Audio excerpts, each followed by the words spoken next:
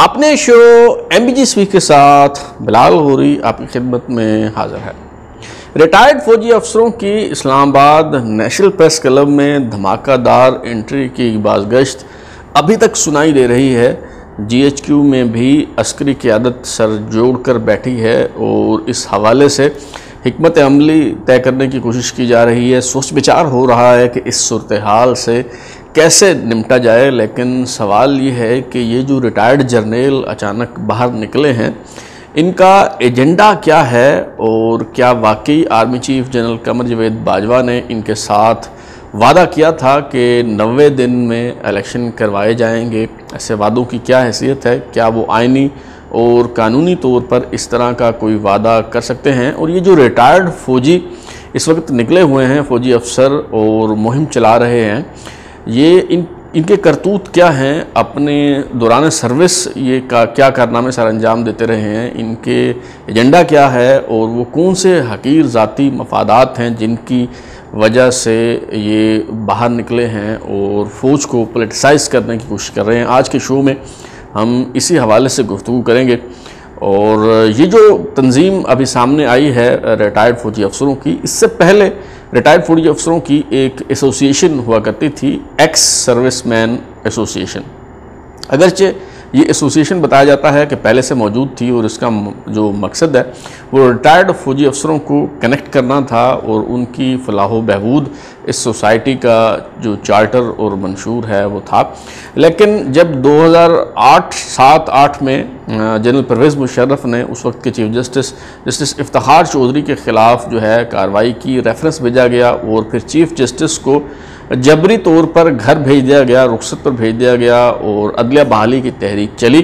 तो उस दौरान ये जो एक्स सर्विसमैन सोसाइटी है ये एक्टिव हुई। जनरल हमीद गुल और उन जैसे जो दीगर जर्नल हैं वो सामने आए, सड़कों पे आए, उन्होंने बाकायदा एहतजाज किया और ये जो अदलिया बहाली तहरीक थी इसका साथ देने का ऐलान किया।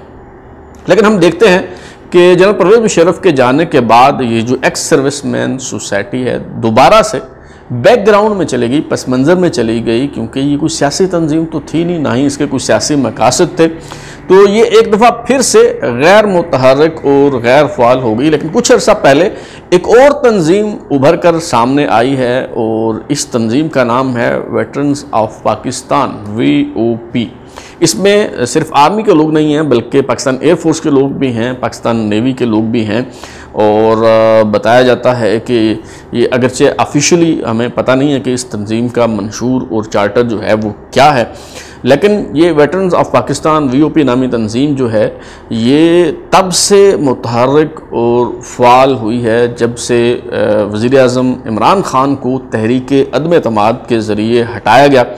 तो उसके बाद से ये लोग मंजर आम पे आए हैं, इनके इजलास हुए, उसकी प्रेस रिलीज़ जारी की गई, फ़ौज पे कड़ी तनकीद जो है वो की जाती रही, army chief general Qamar Javed Bajwa को हदफ तनकीद बनाया जाता रहा।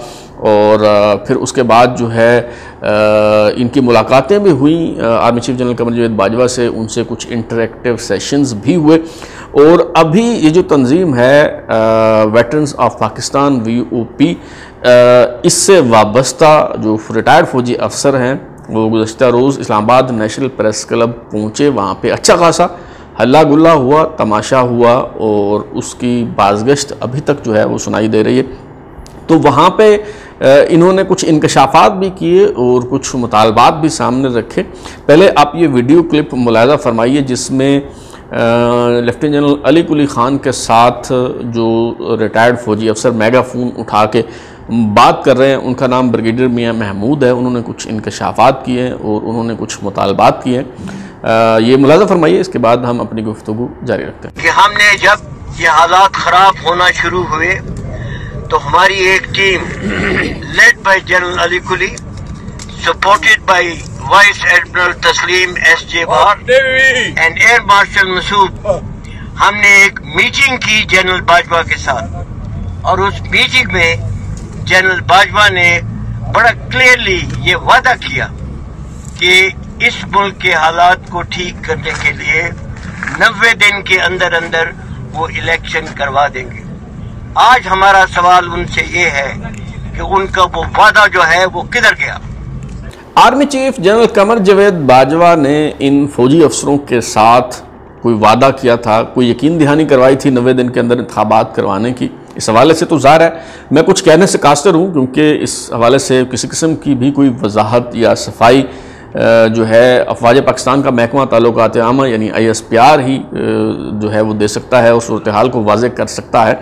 अगर अस्करी ज़राए के हवाले से ये कहा जा रहा है कि army chief general Qamar Javed Bajwa ने इन लोगों के साथ या किसी के साथ भी ऐसी किसी किस्म की कोई यकीन दहानी या कोई वादा नहीं किया कि 90 दिन के अंदर, 90 दिन से पहले या 90 दिन के अंदर जो है के बाद जो है वो इंतखाबात करवाएंगे।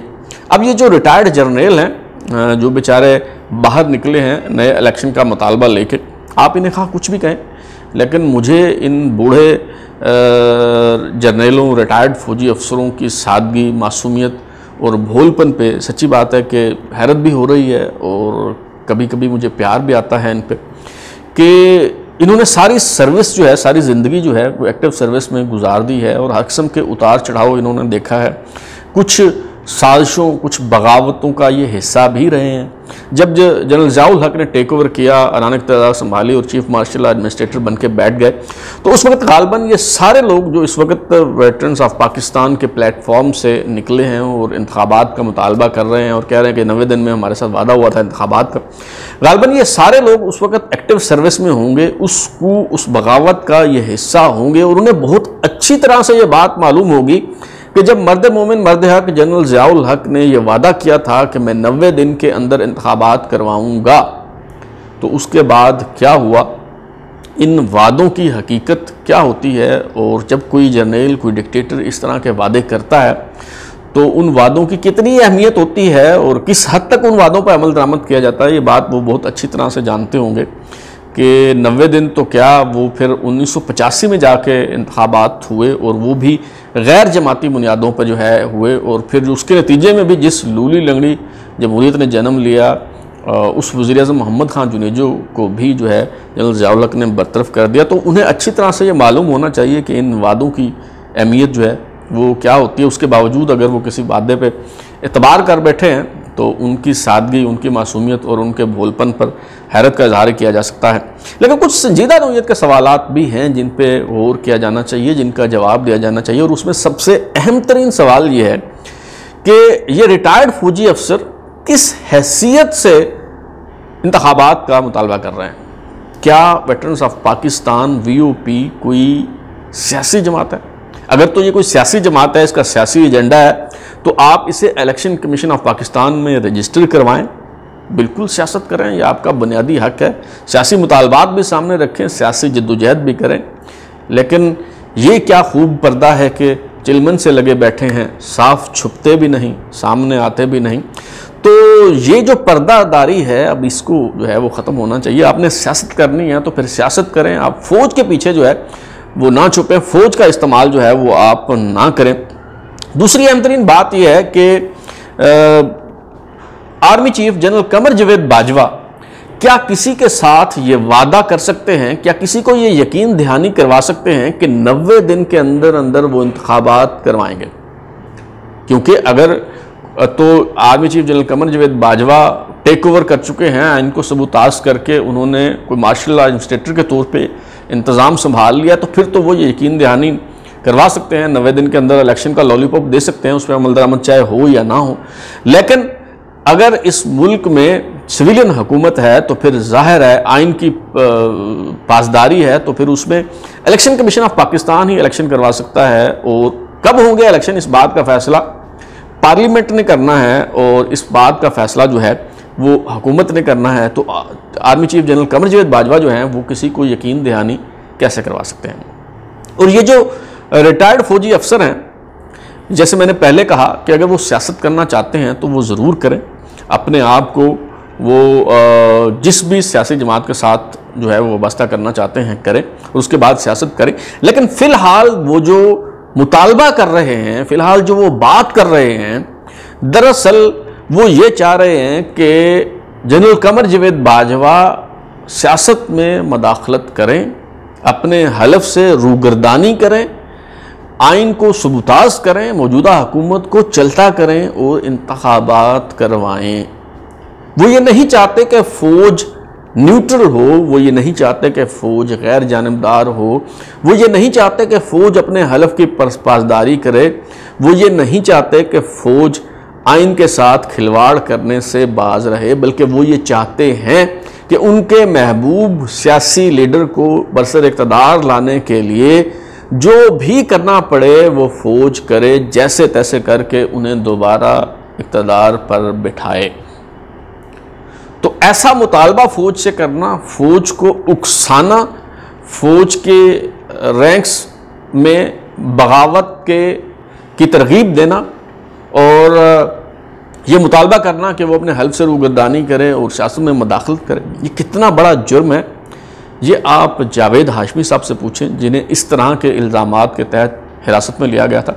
महज एक ख़त उन्होंने प्रेस कॉन्फ्रेंस में लहराया था कौमी क़यादत के नाम, और उस ख़त की पादाश में उन्हें गिरफ्तार किया गया और कई साल तक वो ज़ेरे हिरासत रहे। तो क्या इन रिटायर्ड जर्नलों को भी फ़ौज को सियासत में मदाखलत पर उकसाने के इल्ज़ाम में गिरफ़्तार किया जाएगा? कोई कार्रवाई इनके ख़िलाफ़ होगी, नहीं होगी? ये ISPR ही जो है वो बता सकता है, हमारी फ़ौजी क़यादत ही इस हवाले से जवाब दे सकती है।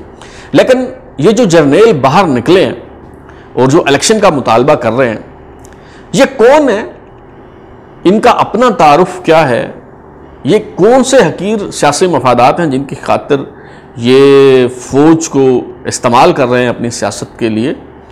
दौरान सर्विस इनका अपना रिकॉर्ड क्या रहा है, इनके अपने करतूत, इनके अपने कारनामे जो हैं, उनकी कुछ तफसील कुछ लोगों के हवाले से मैं आपके सामने रखता हूँ। मिसाल के तौर पे ये जो VOP के प्लेटफॉर्म पर जो लोग मुतहर्रिक हैं, उनमें जो सबसे बड़ा और नुमाया नाम है वो लेफ्टिनेंट जनरल अली कुली खान का है।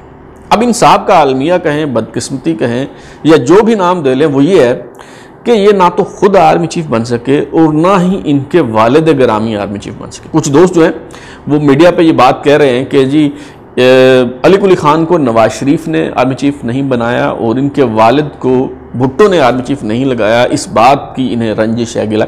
ये बात तारीखी हवाले से दुरुस्त नहीं है। ये आधी बात तो दुरुस्त है कि नवाज शरीफ ने अली कुली खान को आर्मी चीफ नहीं बनाया, लेकिन भुट्टो ने नहीं लगाया इनके वालिद को आर्मी चीफ, ये बात तारीखी हवाले से दुरुस्त नहीं है।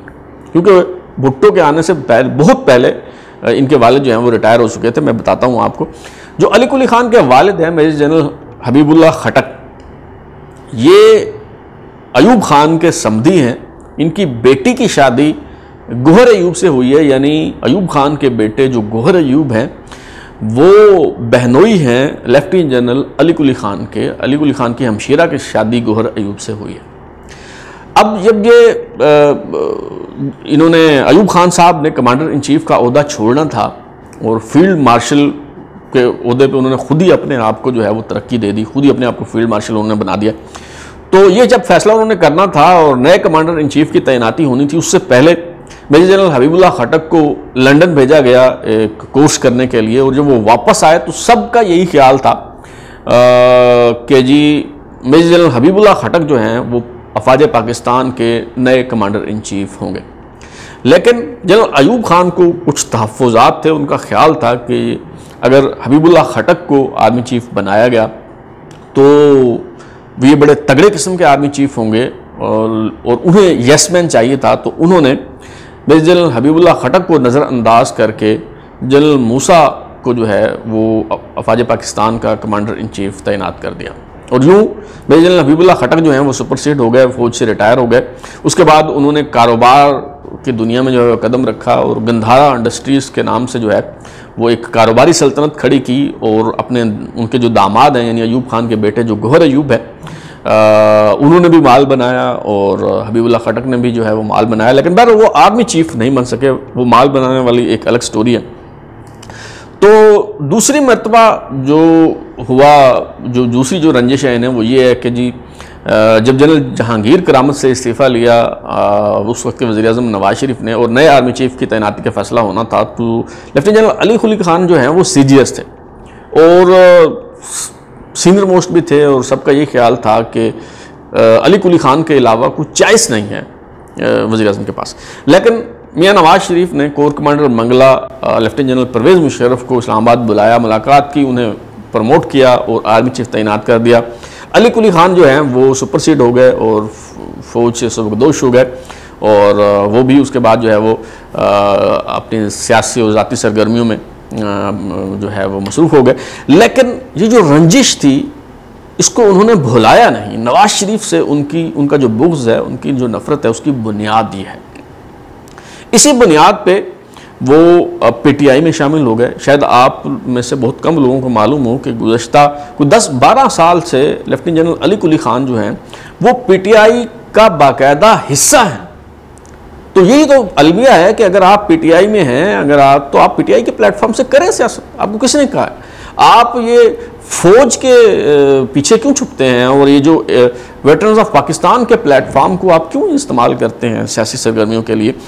मैं आपको बताता हूँ, अली कुली खान जो है, अगरचे उनका एक तारुफ ये भी है, उनकी एक जो पीटीआई से वाबस्तगी है उसका एक पहलू ये भी है कि उनके इंतहाई करीबी रिश्तेदार जो हैं वो पीटीआई में मौजूद हैं। कैसे मौजूद हैं कि अयूब खान का पोता और लेफ्टिनेंट जनरल अली कुली खान का भांजा उमर अयूब जो है वो पीटीआई में शामिल है कई बरस से। गुज़श्ता जो हुकूमत थी पीटीआई की उसमें वो वज़ीर भी रहा है। तो ये पूरा ख़ानदान जो है ये पीटीआई में है।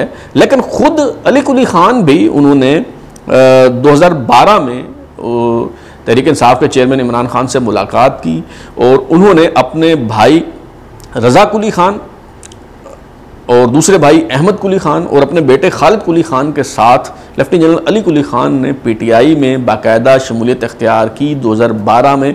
इस बात को 10 साल हो चुके हैं, और 2018 में उनके बेटे जो खालिद कुली खान हैं वो पीटीआई के का टिकट लेने के उम्मीदवार थे, जो करक में नेशनल असम्बली का हल्का है NH-34, वहाँ से इंतखाबात लड़ना चाहते थे। उन्होंने टिकट के लिए अप्लाई किया, बहुत पुरुम्मीद थे, लेकिन उन्हें नज़रअंदाज कर दिया गया क्योंकि वहाँ से ISF के एक ओहदेदार शाहिद खटक जो हैं उन्हें इमरान खान पोस्टर बॉय बनाना चाहते थे। तुरप का पत्ता उन्होंने फेंका, ये जाहिर करने के लिए जी देखें हम बड़े घरानों को टिकट नहीं दे रहे, बल्कि जो पीटीआई के यंगस्टर्स हैं, नौजवान हैं, उन्हें हम आगे ला रहे हैं। तो उन्होंने शाहिद खटक को पोस्टर बॉय बनाने का फैसला किया, उसे NH-34 से टिकट दे दिया, और जो खालिद कुली खान है वो नज़रअंदाज हो गए। लेकिन लेफ्टिनेंट जनरल अली कुली खान ने पेवस्ता राय शजर से उम्मीदें बहार रख की पॉलिसी जो है वो अपनाई। वो सोचा कि चलें, और उनसे वादा भी किया गया कि आपको अकोमोडेट किया जाएगा। तो अब जो आइंदा इंतखाबात के लिए एक मरतबा फिर उनके बेटे खालिद कुली खान उम्मीदवार हैं, तहरीक इंसाफ के टिकट पर इलेक्शन लड़ना चाह रहे हैं। तो ये जो सारी जद्दोजहद है वो दरअसल अपने बेटे के लिए पीटीआई का टिकट हासिल करने की कोशिश है, ताकि इमरान खान की नज़रों में उनकी अहमियत बढ़े और वो उनके बेटे को करक से NH-34 से जो है वो पीटीआई का उम्मीदवार बनाएं। तो ये सारी जदोजहद जो है वो अली कुली खान की, उसका मरकज़ और महवर जो है वो यही है। एक और शख्सियत लेफ्टिनेंट जनरल आसिफ यासीन मलिक जो हैं, जिन्होंने एजाज़ सैयद के साथ एजाज़ सैयद के एक सवाल करने पे जो है वो सीख पा हो गए और धमकी दे डाली कि जी तुम अपने जनाजे का बंदोबस्त कर लो। यानी ये सियासत तो करना चाहते हैं, सियासत में आना चाहते हैं, ये सियासी मुतालबात भी करते हैं, लेकिन अगर इनसे कोई सवाल पूछ लिया जाए तो ये फ़ौरन भड़क उठते हैं।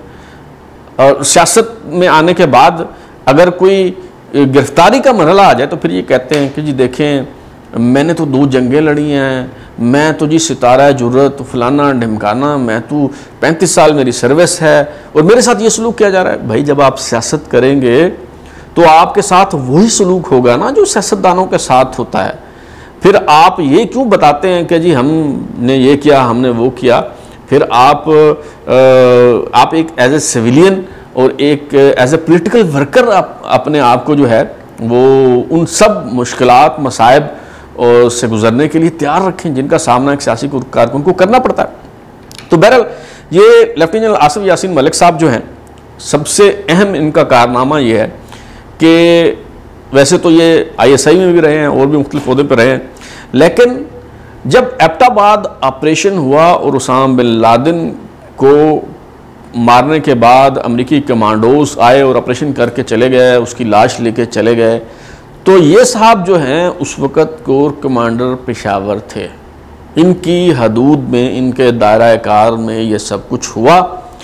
अब 2 ही बातें हो सकती हैं कि या तो ये इतने नाअहल हैं कि इन्हें पता ही नहीं चला, या दूसरी बात यह है कि ये साथ मिले हुए थे और इन्होंने अमेरिका के सहूलतकार का किरदार अदा किया। बहरहाल उस वक्त ये कोर कमांडर पेशावर थे और बराह रास्त जो जिम्मेदारी आयद होती है वो इस शख्स पर आयद होती है, और यही सवाल एजाज सईद साहब जो है वो करते रहे। दूसरा यह कि जब ये रिटायर हो गए फौज से, पीपल्स पार्टी की हुकूमत थी और जो सेक्रेटरी दिफा का ओहदा है एक पाकिस्तान में रिवायत बन चुकी है कि जी यहाँ पे लेफ्टिनेंट जनरल ही कोई लाया जाएगा, किसी सिविलियन ब्यूरोक्रेट को सेक्रेटरी दिफा नहीं लगाया जा सकता। ये अजीब किस्म की एक रिवायत जो है बना ली गई है।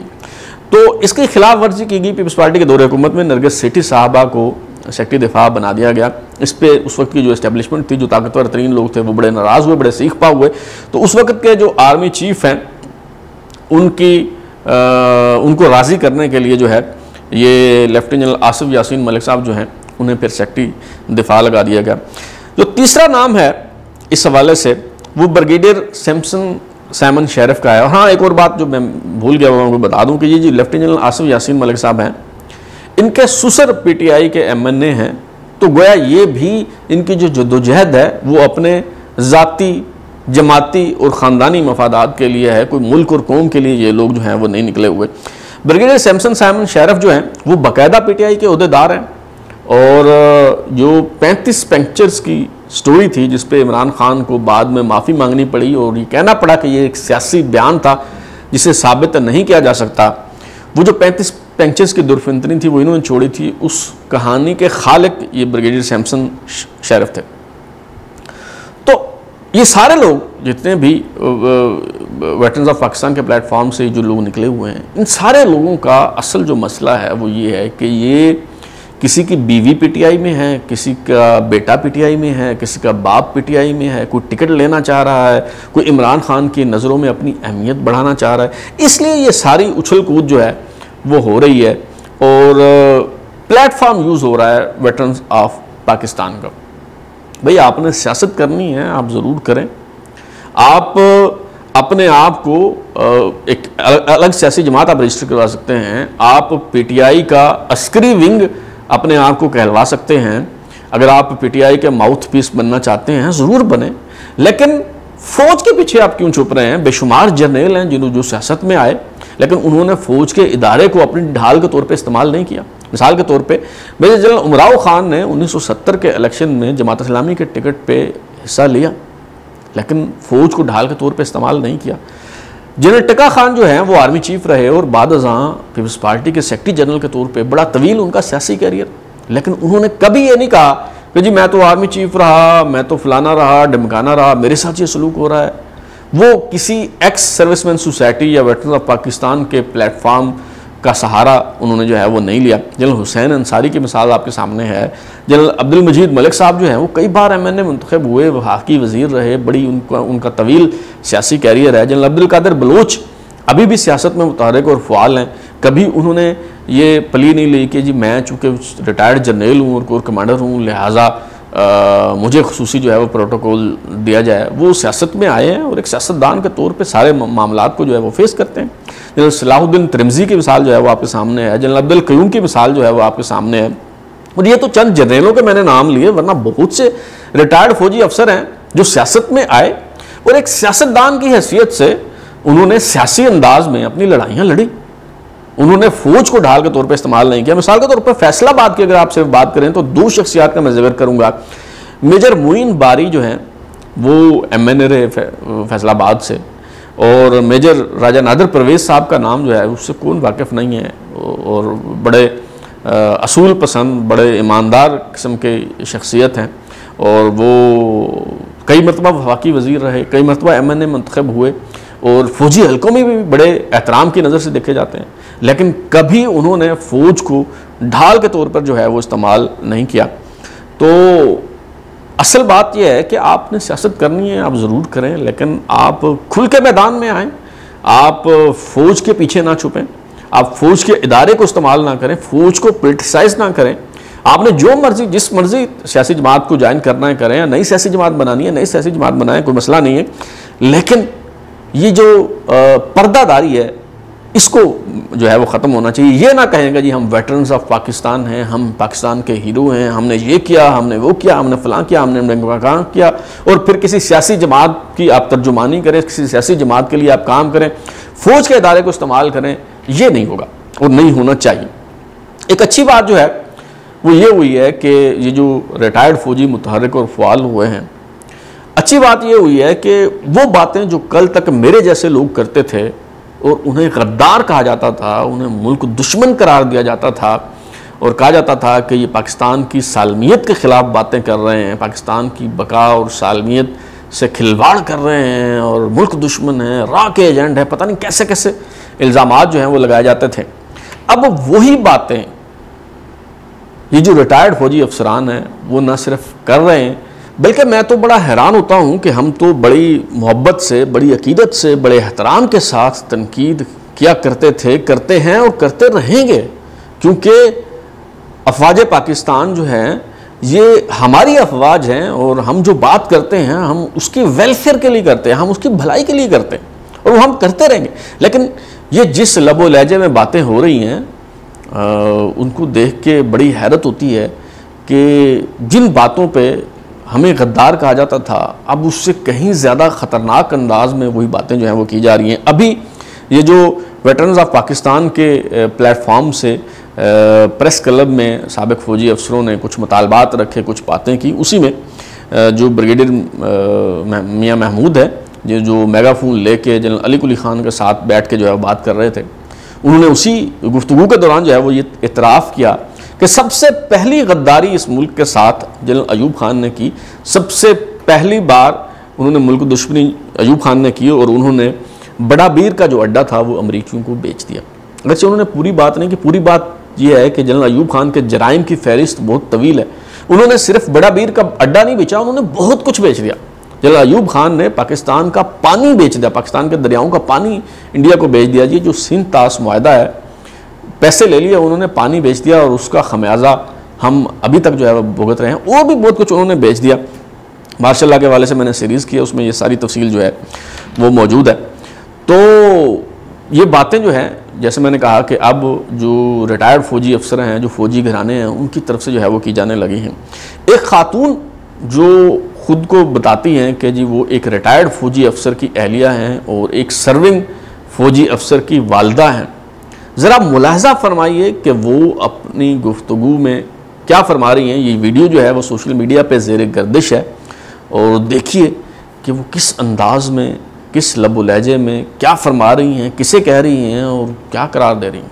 आर्मी बन गई है, हमने इस आर्मी के लिए मेरे मियाँ को तमगे मिले हुए हैं कि अली कुली का मेरे मियाँ के उस्ताद है। मेरा बेटा एयरफोर्स में जॉब करने वालों में है, लेकिन अब हमारे दिल से उतर गए हैं। अब हम गौर कर रहे हैं कि जब से ही ये पागल बना रहे, जब से ही ये अमेरिका के कहने पे हुकूमत चलाते, ये जो वो शुरू से पाल लेते हैं अपने पिल्ले, कुत्ते बिल्ले, उनको ही बड़ा करते हैं और उनको ही ये बनाते हैं इस हमारे आर्मी चीफ। हम जनरल हमीद गुल को क्यों नहीं बनाया? वो काबिल तरीन था। अब फैज हमीद से क्या तकलीफ है? इसलिए कि वो बिकने वाला नहीं है। वही इमरान खान से तकलीफ है, इन 3 बंदों से उनको तकलीफ है। बस ये उनको नहीं चाहिए, उनको पालतू कुत्ते चाहिए जिनको बेल्जियम में फार्म हाउस दे दो जमीन घर समेत। और वो पहला जो परवेज के आनी कम वक्त ऑस्ट्रेलिया में बैठा है सारा खा के। हम पागल नहीं है, हमें अवेयरनेस है, हम पढ़े लिखे बिजनेसमैन बड़े पाकिस्तान के पहले 10-15 खानदानों में से, हमें सारा पता है। इस खातून ने जो गुफ्तगू फरमाई अपनी वीडियो में, उसका मतलब ये है कि पाकिस्तान के पहले मकामी army chief, commander in chief general Ayub Khan से लेके मौजूदा आर्मी चीफ तक जितने भी अफवाज पाकिस्तान के सिपा सालार आए वो सब के सब, बल्कि रहने दीजिए मैं इस बात को नहीं दोहराता, मेरे मुंह से ये बात जो है वो अच्छी नहीं लगती। आपने खुद ही सुन ही लिया है कि वो मोहतरमा जो हैं वो क्या फरमा रही हैं, तो मैं इस बात को दोहराना नहीं चाहता। लेकिन ये सवाल ज़रूर उठाना चाहूँगा कि क्या इस खातून के ख़िलाफ़ कोई FIR दर्ज होगी? क्या जज एडवोकेट जनरल जो हैं वो मुद्दई बनेंगे और इस खातून के ख़िलाफ़ मुकदमा दर्ज करवाएंगे? इस खातून को गिरफ़्तार किया जाएगा और उसको उसके कहे की सज़ा मिलेगी? या इस तरह के हुस्न सलूक के मुस्तहिक सिर्फ सिविलियंस हैं और सिर्फ ईमान मज़ारी एडवोकेट के ख़िलाफ़ ही इस तरह की कार्रवाई हो सकती है। अब तक के लिए इतना ही। बिलाल लूरी को इजाज़त दीजिए, फिर मुलाकात होगी। अगर आपको हमारा शो पसंद आया तो इसे लाइक करें, कमेंट करें, शेयर करें और हमारा चैनल सब्सक्राइब करने के बाद बेल आइकन यानी घंटी ज़रूर दबाएं ताकि आपको नई वीडियोज़ के नोटिफिकेशन मिलते रहें। बहुत शुक्रिया।